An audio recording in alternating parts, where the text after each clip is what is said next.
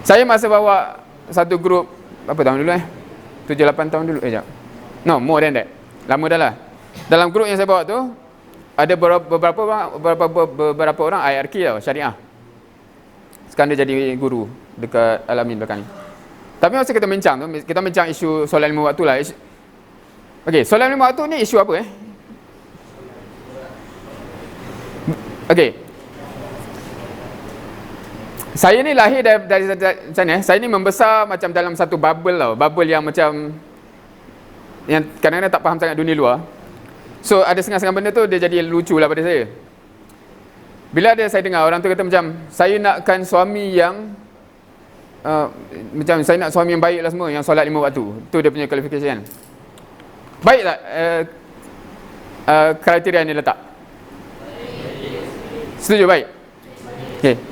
Now, sebab tu lah saya lahir daripada satu-satu yang berbeza. Saya kata macam, bukankah tu bare minimum? Faham tak? Macam itu bare minimum Muslim lah solat 5 waktu kan. Kalau kita kat Muslim baik tu solat witir, macam tu lah kan. Ke tak? Tak. Solat 5 waktu tu baik dah. Yang lain ramai tak solat kan. Tu satu benda yang saya find interesting lah. Anyway, bila kita bincang solat 5 waktu, maknanya kita bincang bare minimum Muslim lah sebenarnya. Belum nak cakap banyak benda lain. Kita belum nak cakap tugas khalifah, tugas ubudiyah Dato' budak IRK tu cakap, itulah aku pun tak kerti nak